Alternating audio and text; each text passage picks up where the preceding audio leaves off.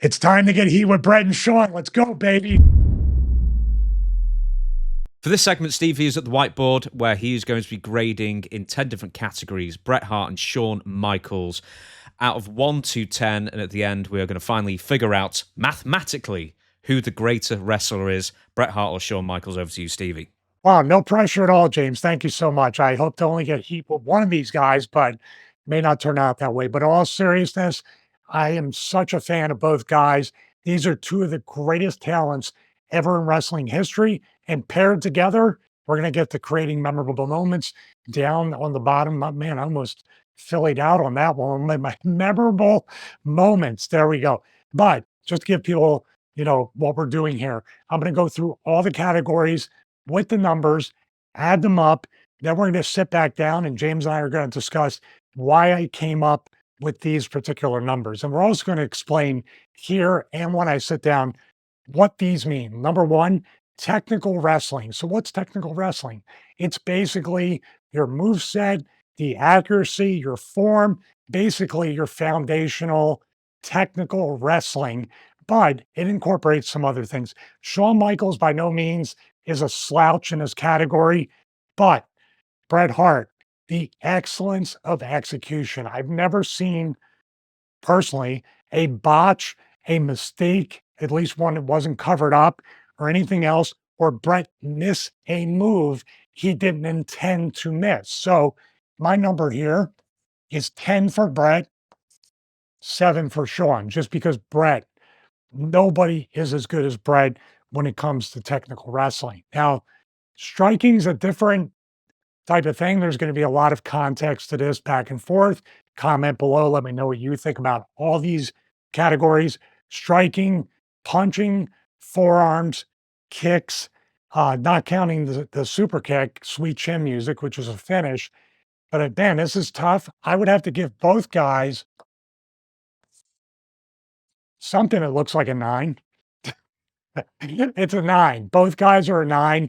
I don't think anybody's truly perfect at striking. I mean, Taker's up there at a 9, 10, but I can't give him 10s all the way down. Although there are a lot of things here they could get 10s on, but there's always room for improvement. I would say Bret was a little bit better at different strikes, different types of kicks, the European uppercut, which is extremely difficult to do, flippers, forearms. Shawn's punches were kind of during the match a little bit all the same. The thing with Shawn as opposed to Bret, Shawn, whether he was deep into a match or at the beginning, ran the ropes the same way, had the same energy, the same pacing. Where Bret, as the match went on and on, he would sell, he would have a burst of energy in the comeback or towards the finish. But Bret, with the gears as far as technical wrestling and striking, had a little bit of an edge over Shawn. So putting matches together, hey, you know what? Both are 10s. Both are 10s. Their psychology is awesome. Shawn has a different type of psychology with his style. Bret also does, but these guys can lead a match. That's why it's interesting. I wish that cameras, well, even though it exposes the business, would have sat down and really documented how they talk a match over, especially when things were not very good between them. That's good TV. I wish that we would have saw them two kind of putting that match together in posterity, like years down the line, show that, and it would have been nice to see. So, Babyface, this is going to be really hard. I'd have to say that Bret as a babyface is around a 7. Shawn as a babyface, I the only reason I can't give him a 10, I gave him a 9, James. The only reason is no matter what, the women will love Shawn, and then there's guys that'll appreciate his work and be big fans. But there's always going to be a segment, a demographic of guys that are going to hate Shawn Michaels because the women loved him back then when he was the Heartbreak Kid. So can't quite give him a 10. The reason why I gave Bret a lower score as a babyface is because Bret is you can appreciate him as a talent. You can appreciate his wrestling ability. We're going to get the charisma and promos. I feel like that is where Bret falls a little bit short as a babyface, not a heel, but as a babyface, it's a little flat. The best there is, the best there was, the best there ever will be. Basically, I'm going to out wrestle you. But in the same vein, Shawn Michaels had more blood feuds, personal issues. Bret and Owen drew great ratings and actually had amazing matches.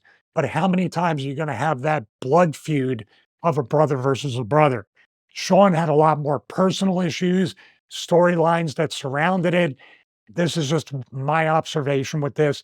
Still very high scores. So these guys are very, very good. Now we get to the heel. This is where you're going to hate this. As heels, they both get tens. You know why? For one particular storyline, one angle. When they were in the US, Bret Hart famously said, the US is a toilet and the enema will be right here in Pittsburgh, Pennsylvania. I remember that promo. When they were in the US, Bret was a heel. When they were in Canada, Shawn was a heel. They drew so much heat in their opposite countries that it was just awesome to see that play out. Bret as a heel, I think that was his best work with the Hart Foundation and against Shawn, against Steve Austin. That double turn at WrestleMania 13 between Austin and Bret, amazing, done to perfection. And if Bret didn't want to really fully embrace being a heel, Austin would not have been able to be the babyface he is today. Presentation. Now, what I assume, I'm going to go to you for a second, James. What you're talking about with presentation is their entrance, music, ring attire, poise, presence, that type of stuff, right? Yeah. Do they look like a superstar? It's essentially that, how they walk, how they move, the music. Yeah, the whole package, but we're not talking charisma. We're not talking the wrestling. Just if you could just look at them. 10 out of 10. When you combine their music, which is Bret Hart's music, you know it right away in your head. Shawn Michaels, of course, has lyrics, so you know that right away. The pink and black, the vibrant colors, the fireworks, the pyro, the Titantron, everything, the energy. And this is WWE. This is the machine. If they were in AEW and Bret, you saw him in WCW, it just wasn't the same. The WWE promotional machine, the WWE production machine, the WWE monster machine is what can make anybody's presentation a 10 out of 10. So that's more on WWE, but these guys figured out what works, their color schemes. You talked about with those WCW rings and the AEW ones, the color schemes are really important. Bright, vibrant colors. And also the fact, even though Bret seemed to be very laid back and kind of reserved and maybe monotone coming out, there was a bit of intensity with his entrance. Shawn's easy. Shawn just is so over the top and so charismatic, and we'll get into that. But each guy has, I believe, perfect presentation. So, promos. This is where we're going to have the biggest, widest margin. And Bret admits this too, by the way, when he rates himself. I would put Bret, his promos. This is where I split it though. Let's do two different numbers. I'm not going to, add the numbers or anything. His promos as a babyface, a 3. His promos as a heel, an 8. So that's what we're looking at right here. So you can pick whatever number. The 3 number will get me more heat and we'll have better clickbait titles and thumbnails. That'll probably be the one we go with. So Shawn, promos. Got to give Shawn, man, it's hard to say. I so badly want to give him a 10. You got to not give him, you don't want to give all 10s across the board. Screw it. I'll show you. So he's a 10, dude. His promos are, he talks people into the building. He talks people, especially as a heel, to want to buy a ticket to see Bret Hart or anybody else kick his ass. That's a heel. He leaned into the Heartbreak Kid, had guys. That's why guys probably still hated him as a babyface, because he was so convincing as that womanizing heel. As a heel, all the women wanted and all the guys were jealous of. So, and them hating him actually made Shawn right. So charisma. This is very tough too, because I believe Bret as a heel had tons of charisma because he was speaking his truth. But overall, charisma, I'll give Bret a 5 and I'll give Shawn a 10. When we get into the personal stories, you're going to know I'm being objective with giving Shawn so many 10s, by the way. So creating memorable moments, really easy. 10 and 10. Montreal Screwjob alone, what's more, it changed the entire business. There's no memorable moment that usurps that. You can have your Hogan Rock looking back and forth in Toronto at WrestleMania, but this moment, the screw job, changed the entire business, changed the entire landscape of wrestling, changed the entire everything about how we view professional wrestling. Out of the ring attitude. I've only met Bret once for a very short time. He seemed really laid back, seemed cool. Shawn, I've had a few more dealings with. So it depends on what version we're talking about because he's so open about the way he used to be. I got Shawn in his hybrid personality. How's that? Sometimes cool, didn't really know what you were going to get. So I would say out of the ring attitude, Bret definitely has more people that say he has a great attitude, but towards the end, there were a lot of people that didn't understand. Cornette famously said that, this guy's a prick. That's what he called Shawn Michaels and a few other words. But he was upset Bret was leaving, but he also didn't know why Bret was being the way he was being, but they didn't know the really deep personal issues between these two guys. So I'd say out of the ring attitude, from what I heard and what I met, I would give it an 8. What is up with my 8s there? Shawn, 4. That's not Shawn Michaels NXT booker and hero to the masses and the young wrestlers out there. That's Shawn Michaels, the talent that I had to deal with in catering, in the locker room, and backstage. So there we go. So as we total, I'll sit down and you're totaling them up because wrestlers are bad at math. So the totals are now I've pretty much averaged up promos for Bret to a 6.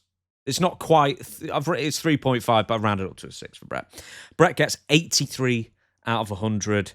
Shawn Michaels gets 89 out of 100 of a potential, out of 100, a score of the perfect pro wrestler. I've got a few things. We're going to talk about the out of the ring attitude thing with Shawn in a minute. But before we do, I want to pull up a few things that you mentioned. Selling. And I don't know if it was in technical striking or putting a match together. I think it was putting a match together, excuse me. Now, you make a great point there, and I think that wrestlers today really don't do it, even the wrestlers that everyone thinks are about the best in the world. And I'm specifically bringing up MJF versus Will Ospreay. That happened, was it a week ago?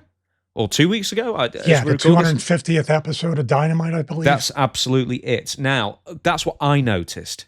They were doing the tired selling, and then MJF would turn around to the camera and be completely just angry and, just forget about the stone face and then yell into the camera. And then he'd do the tiredness thing again.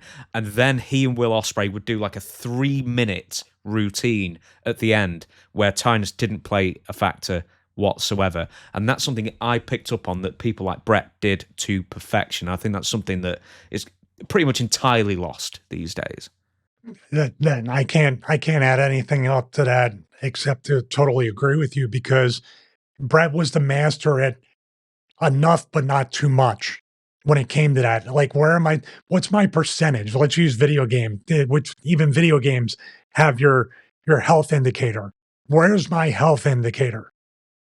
Whereas Shawn, I believe, a lot of times brought a lot of excitement and energy, but a lot of that energy, I remember Raven told me when Shawn was first starting to do certain things, and he was there, and Raven was not only commentating and managing, but they wanted him to be an agent, a writer, be in the office. So he was, I don't know if this was in the job title of helping out, but he had mentioned to Shawn, he goes, whether you're running the ropes in the beginning or the end of the match or after you took a big bump, You run the ropes the same exact way, the same exact speed, and you don't look like you're hurt or tired at all. And that's something like zero the hero back to zero type thing, like you said in that match. Babyfaces. You gave Brett a 7. I believe you gave Shawn a 9 on that. I couldn't see the board. That's good. I didn't know if I misheard you.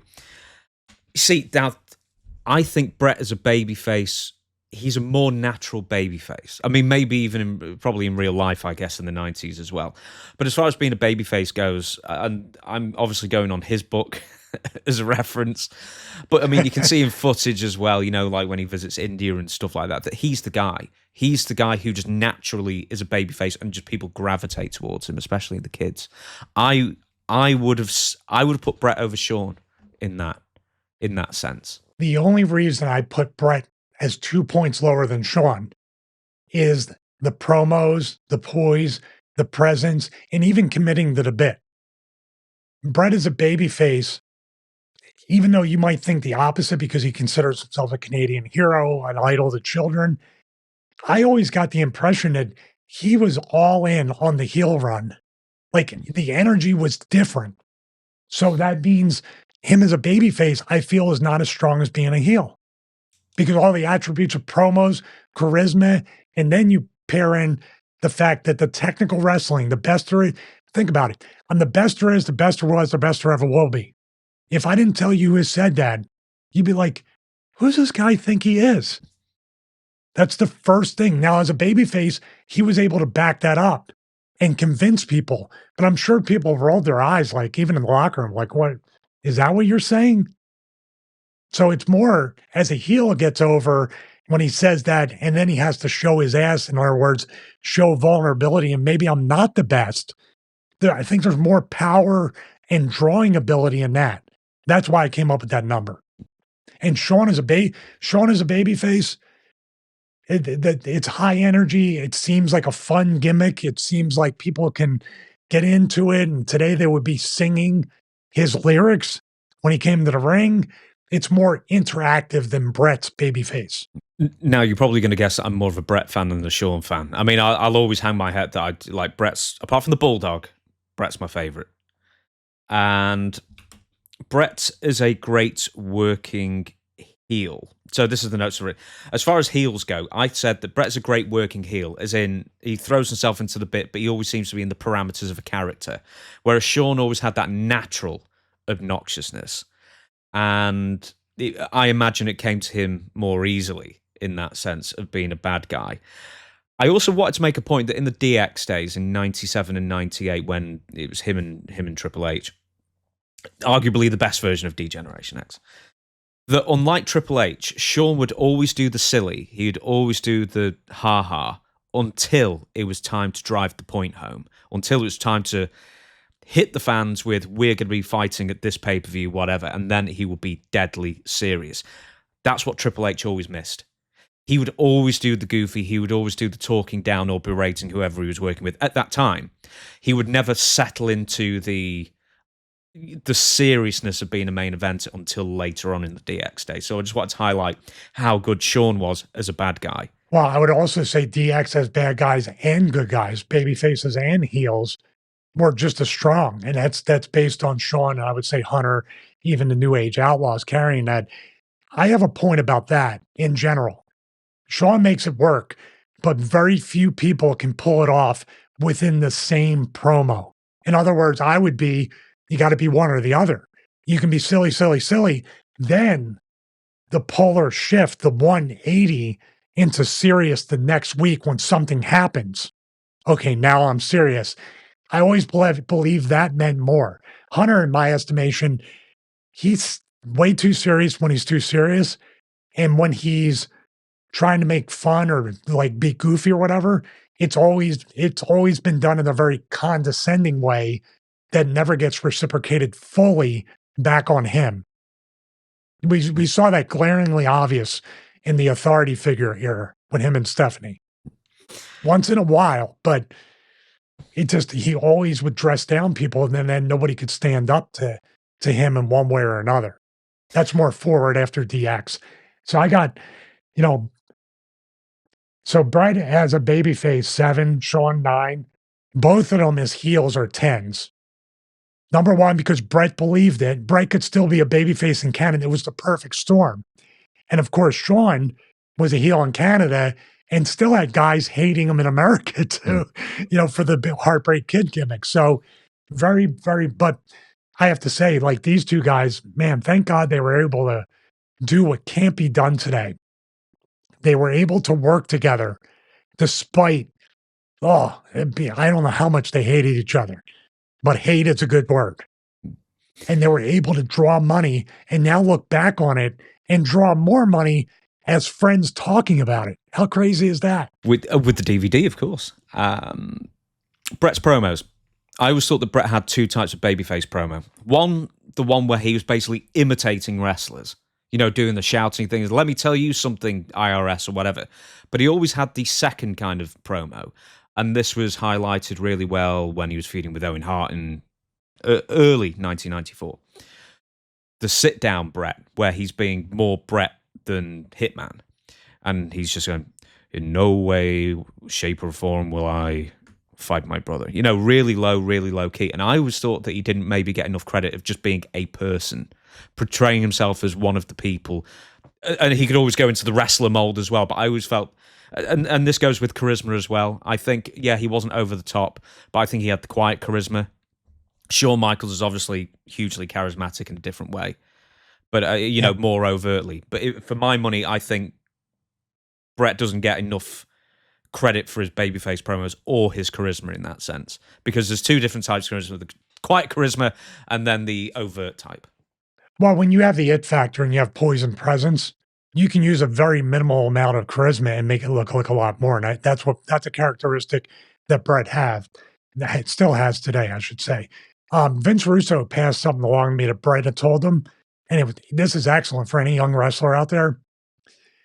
Go look at Bret Hart's promos before he wins and before he loses. He never, ever says, if he knows he's going to lose, that he's going to win the match. Because he said, I'm a babyface. I cannot promise something, then not deliver it. The fans won't believe me. So why promise it? That's such a little detail in a promo, but it sets up guardrails to keep yourself from becoming less over with the fans. It's really, really smart. He doesn't get enough credit for being smart. Like nobody knows about Bret's psychology because, like you said, the charisma, the psychology, even the thought he puts into what's my 5 moves of doom.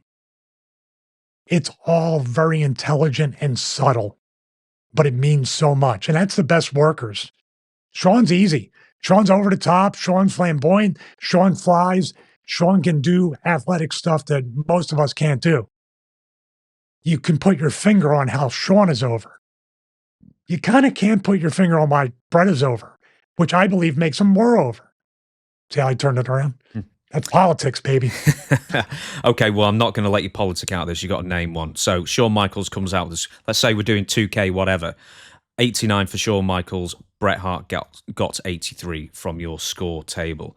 But who do you like more and who do you think is greater? Let's just throw these points out. You personally, who do you think is the better wrestler overall? Well, could you determine that word, wrestler? I mean, I think encapsulates. We have 10 categories, which actually we could have had 50, if you break it down. Who's the better wrestler? All right, let's do this. The better wrestler is Bret Hart. That's number one thing, technical wrestling. The better wrestler is Bret Hart. The better worker is Shawn Michaels. Because the work of storylines, personal issues, the blood feuds, all the other stuff, and just to elicit a reaction, that's a worker. Bret Hart was not as good as eliciting an emotion from the crowd as much as Shawn Michaels, positive or negative. Shawn can get a crowd going. Shawn can make you want to buy a ticket to see someone kick his ass. Bret, even as a heel, kind of appreciated him. And all about being a worker is eliciting raw emotions from the crowd and converting those emotions into money. And I don't think there's been many people better than Shawn at doing that. You personally, who do you enjoy watching more, Bret or Shawn? That's evolved. Shawn was the reason I got into the business. I'm talking about Midnight Rockers, AWA tag champ, Shawn Michaels and Marty Jannetty is why I decided to get into the business. As I get older and I do these whiteboard segments and I did the previous channel, I get to appreciate Bret more. So I enjoy, in a way, watching Bret's matches more because I can put myself in there with the technical aspect of it. I can invest what I need to. But let's put it this way. Shawn Michaels would be like the wrestler or the worker for kids with ADHD. Fast-paced, crash TV type of stuff, high-flying sensory overload for the people that love watching, say, an entire 3-hour football game and really watching or subscribe to NFL Game Pass, and they want to see people break it down with the thing. They really want to become a student of the game. Bret Hart all the way. So in the past, Shawn, but currently, I love just immersing myself. That's a word I use with Bret. Immersing myself in his matches, pausing, slowing it down, doing that stuff. With Shawn, it's like he's more of if I want to do cardio while I watch his matches. Does that make sense? Yeah, absolutely. Well smart because you think I still give a political answer. Oh, that was a political answer. Don't you worry about that. I know. So you're going to say Stevie Richards can't stand to watch Shawn Michaels wrestle. Don't give me thumbnail ideas. That's one of the favorite parts when they say when you just veer off and start thinking of clickbait titles in the middle of it. I'm trying to pull myself back from them. No, I'm talking about me when I verbalize it. When I verbalize it to everybody. Hey, well, no, do you know what? You said it, so I can put it in quotation marks, everybody. So there you go. Do you know, it's not me who picks, you know, the clips with like the first 5 seconds and then it goes to the intro, then it goes into the clip. That's not me choosing them. That's clickbait Chris. All right. Yes, Chris. So he's clickbaiting. I'm doing the thumbnails. You're saying it. So there you go. So there you go. Right, we're going to move on. We're not going to move on, actually. No, we got 2 more things. Yeah, well, yeah. Oh, we got 3 more. Charisma, creating memorable moments, and out-of-ring attitude, which is the most important segue. Yes, well, I was actually going to go straight to the out-of-the-ring attitude. Or is there anything else you want to add with charisma? Well, I just want to recount the 10 out of 10 for both of them with creating memorable moments. If you have never watched, not just the Montreal Screwjob, but you have to watch everything leading up to it. And if you don't have the time, watch Wrestling with Shadows. We should review that documentary on a future episode. Rewatch it in 2024.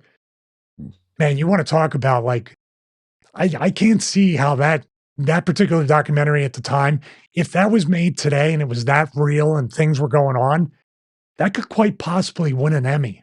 Well, they did a documentary in 2024 and it was crap.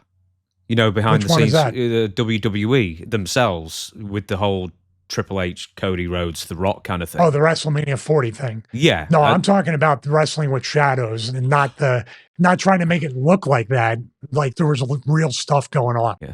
Well, that's what I'm saying. I mean, there probably was real stuff going on, but we got the shiny, sheened version of everybody's holding hands and singing We Are the World, you know, kind of version of WrestleMania 40, where I bet it was a lot more gritty and interesting behind the scenes than what we're led to believe. It was in Philly. It had to be. Yeah.